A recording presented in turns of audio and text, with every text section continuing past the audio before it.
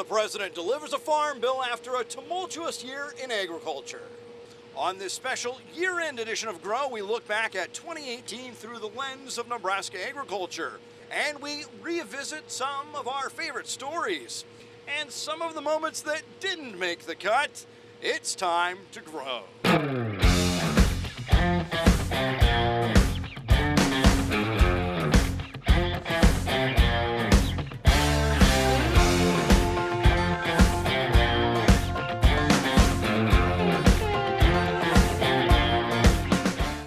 Welcome to the program. Agriculture is a noble calling, more than a job. It's a way of life, one that often brings extremes like extreme weather that's leading to us harvesting, picking some corn here in December. It's been a year of ups and downs. 2018, one of the wildest we can remember. So we're putting up 10 grain bins. We're calling them the tariff bins. Tariffs, trade, and low commodity prices. Those are the issues that dominated agriculture in 2018. And we were shipping a lot of containers there every week, and that got shut off. Farm income is half what it was just a few years ago, and in the midst of this economic downturn came President Trump's plan to target China for unfair trade practices, resulting in tariffs that virtually ended soybean exports to the top market on earth. Financial picture in the ag world right now is very, very fragile, and we just cannot have another hiccup to upset the apple cart, if you will, just like this trade tariff.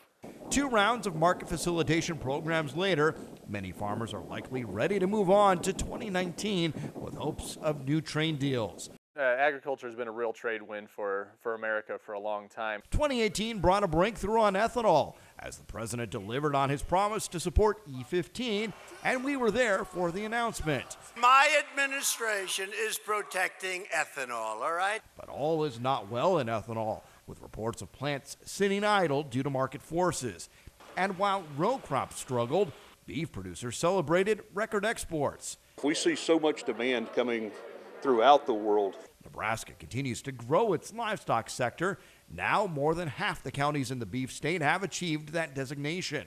And there continues to be growth in poultry, as well as interest in cattle and hogs. Some expenses we can control. We can't control property taxes. We have to pay it no matter what. But producers hoping for tax relief didn't see much. The year began with talk of a ballot issue or a compromise in the legislature, but those efforts failed to materialize. There's going to be a hurt for a lot of farmers, a lot of ranchers, and we need that relief now.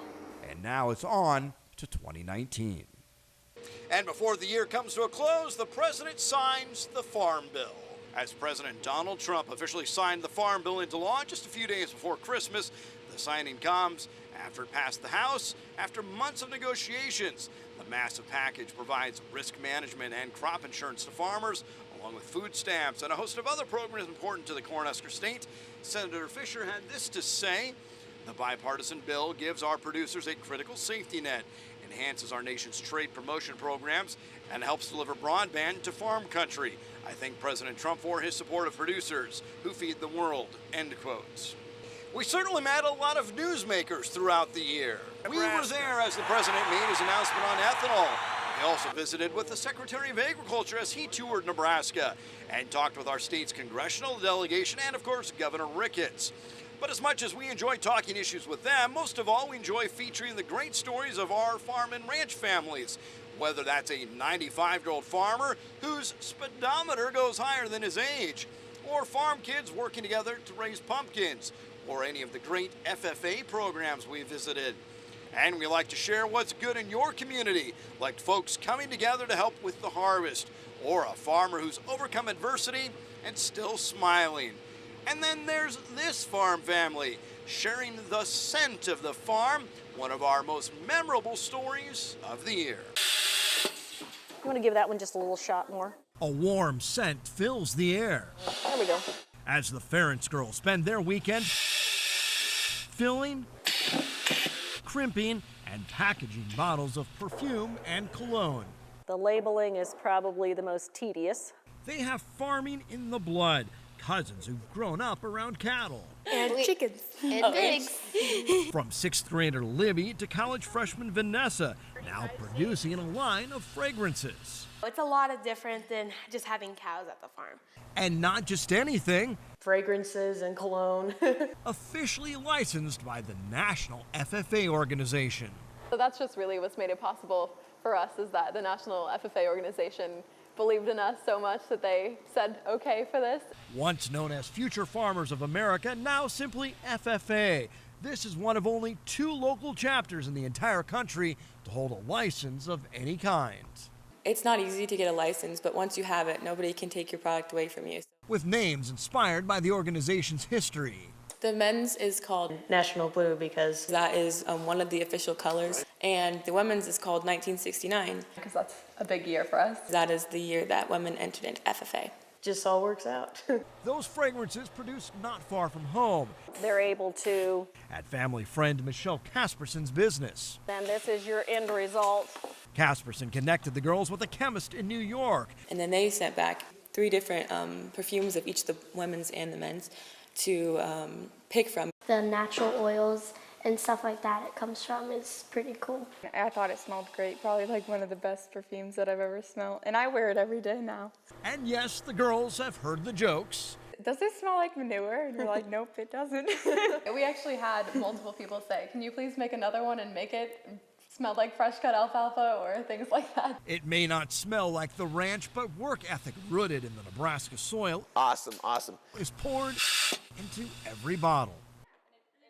It sure was a heck of a growing season, and when we saw 15-foot tall corn, well, we had to know more. NTV's Colleen Williams just had to investigate.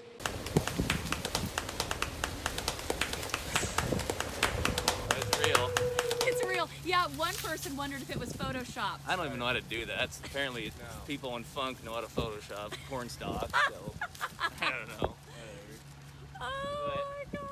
Yeah, we thought the pivot was going to knock it down, and so we went out and chopped it off and brought it out, and ever since then it's just been unreal. It was the tweet with a 250,000 reach. I've been getting text messages and notifications. Related news, Nebraska cornstalk signs a letter of intent with Kentucky Wildcats. Were there any ears on it? No. We were hoping it was just going to be loaded full of them, but there wasn't any on there. Oh. Yeah, that would so well. You've seen the highlights. Later we see some of the lowlights, bloopers, and outtakes. And later, Regina takes a look at the year in weather.